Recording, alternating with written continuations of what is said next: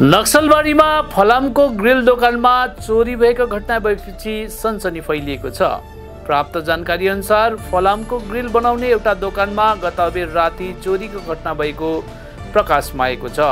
चोरहरूले लाखौं रुपियाँका फलामका सामग्रीहरू लगायत फलाम काट्ने मसिन चोरी गरेर चम्पट कसेको बताइएको छ। उक्त घटना नक्सलबारीको उत्तर रथखोला इलाकामा भएको हो। सदाझै बिहिबार बिहान दोकान खोल्न आउँदा दोकान मालिक तपनशीलले आफ्नो दोकानमा चोरी भएको कुरा थाहा पाए। मंगलबार राति पानी परिरहेको समय मौकाको फाइदा उठाएर चोरहरूले पिकअप भ्यानमा लाखौं रुपियाँका फलामका सामानहरू चोरी गरेर लगिएको जान्नमा आएको छ। घटनाको समाचार पाएपछि नक्सलबारी थाना पुलिस घटनास्थलमा आइपुगेर सम्पूर्ण घटनाको जाँच सुरु गरेको छ। अर्कोतिर पुलिसको गस्ती नभएको कारणले गर्दा नै यस्तो चोरीको घटना भएको हो भन्ने दोकान मालिकले अभियोग लगाएको छ। उक्त चोरीको घटनापछि इलाकामा व्यवसायीहरू चिन्तित देखिन्छ। আমি তো রাত্রেবেলা বাড়িতে শুয়েছিলাম, আমি তো জানতে পারিনি যে কি হয়েছে। আমাকে আমার দোকান মালিক যে আছে রাত্রেবেলা 2টার সময় আমাকে ফোন করে যে তখন তোর দোকানে চুরি হয়ে গেছে। তো আমি তখন তাৎক্ষণিক আমি এসে পড়ি।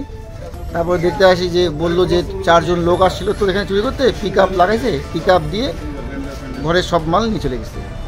ঘরে ছিল 2টা ক্লাব ফুলগেট ছিল, শাটারের মাল ছিল আর মেশিন 8-10টা মেশিন ছিল, সব নিয়ে চলেছে। আমাদের গ্রিলের দোকান, 2টা ক্লাব ফুলগেট, শাটারের কিছু মাল আর মেশিন, মোটামুটি 70-80 হাজার টাকার মতো মাল।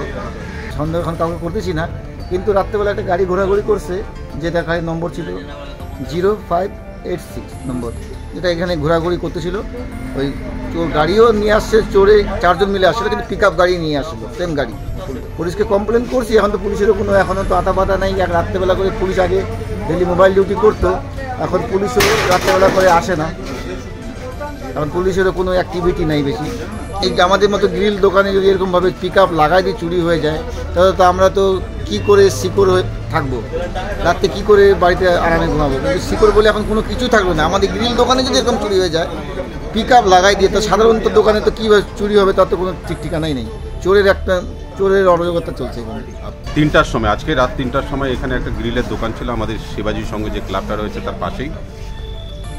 এখানে পিকআপ ভ্যান এনে এখানে একটা গ্রিল ফ্যাক্টরি থেকে গ্রিলের যে এখানে ঝাপ ছিল, টিনের ঝাপ ভাঙে এখান থেকে গ্রিলের জিনিস এবং অনেক মেশিনপত্র অনেক কিছু এখান থেকে চুরি হয়ে গেছে। বেচারা কিছুদিন হলো তার দোকানটা স্টার্ট করেছিল, এখানে তার মেশিনপত্র আছে চুরি হয়ে যাওয়ার জন্য আগামী দিনে কি করে ব্যবসা করবে তারও একটা অনিশ্চিত হয়ে পড়েছে।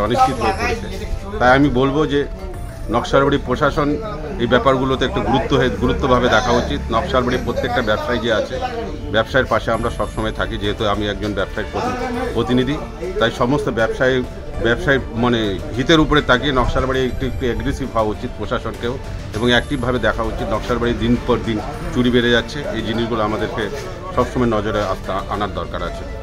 এখানে 70 থেকে 80 হাজার টাকা চুরি হয়েছে। সবচেয়ে আশ্চর্যজনক ব্যাপার হচ্ছে 150 কেজি গ্রিল উঠিয়ে নিয়ে চলে গেছে। তাহলে লোকের নিশ্চিন্ত কী করে থাকবে? এত বড় যদি গ্রিল পিকআপে উঠে নিয়ে যায়, অন্য যে ছোটো দোকানগুলো আছে তাদের শাটার ভেঙে সব জিনিসগুলো নিয়ে চলে যাবে না, তার নিশ্চিত কী আছে? তাই এই জিনিসগুলোকে সবাইকে ভাবতে হবে, প্রশাসনকেও ভাবতে হবে, সবাইকে ভাবতে হবে জিনিসগুলো। আগামী দিন যাতে এই ধরনের ঘটনা না ঘটে, প্রশাসনকে আরও সচেষ্ট হওয়া প্রয়োজন বলে আমি মনে করি।